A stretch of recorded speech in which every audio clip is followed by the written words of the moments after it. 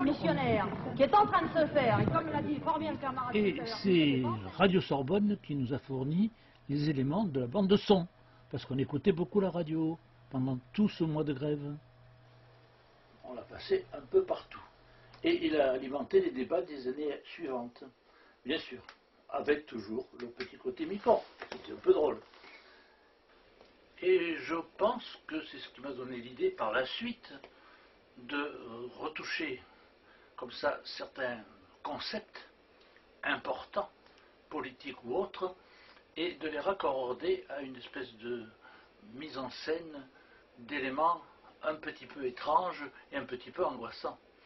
Et c'est ainsi que nous avons tourné après directement, alors avec la grande équipe et sur le terrain, toujours dans des extérieurs qui ressemblaient un peu à des décors de western, nous avons tourné d'une part le passage,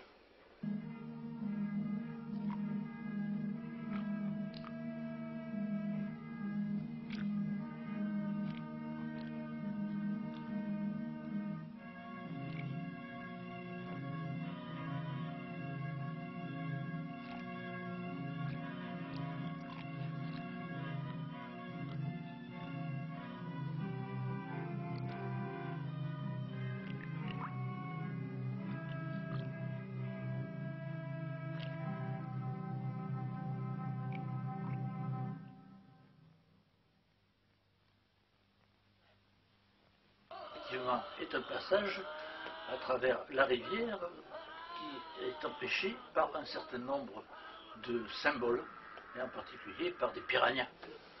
Et puis après, il y a eu le tournage, toujours un peu dans des lieux par là, hein, et en collaboration déjà avec le laboratoire Boyer, puisque c'était les années 1969-1970, c'est donc, là, ça a été la fouille du 1er juin.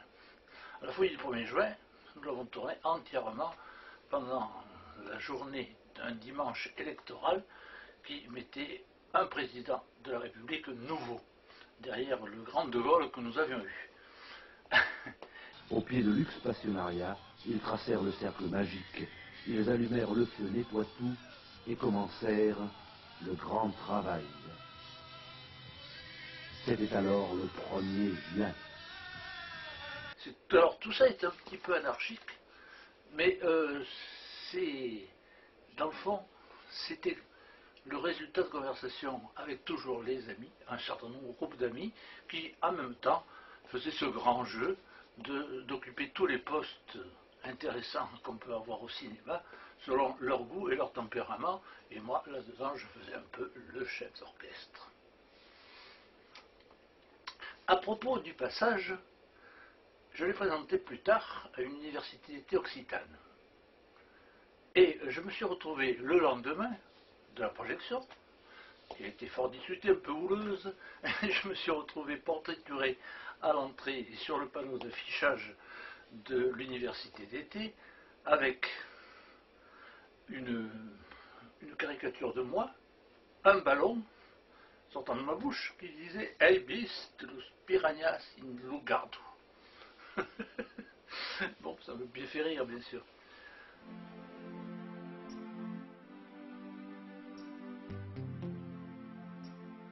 Ces films-là ont été projetés dans le Festival d'Avignon, dans 2 salles off du festival. C'était 2 théâtres, l'un celui d'André Benedetto et l'autre celui de Gérard Gélas, qui n'étaient pas tout à fait idéologiquement d'accord, mais qui faisaient un bon travail et qui, ayant connu nos expériences cinématographiques, m'ont proposé, disons, leur salle, qui étaient des petites salles, enfin 100 places à peu près, et pendant toute la durée d'un festival, pour passer mes films.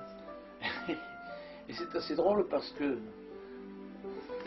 la première projection, toutes devant leur équipe, pour savoir si le projet était valable, ils étaient tous là, bien arrangés, bien alignés dans leur théâtre, et j'ai eu l'impression de passer un examen, parce qu'ils ont regardé ça en silence et tranquille.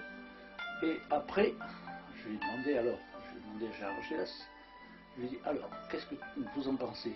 Ah, il m'a dit, on réunit le comité. Un comité de lecture dans le genre. Alors j'ai attendu, j'ai fait un peu les 100 pas devant, toujours attendant le verdict. Et puis il est revenu, très sympathique et souriant, en me disant, ben voilà, tout ton cinéma, il est fantasmatique. J'ai dit, c'est grand, docteur?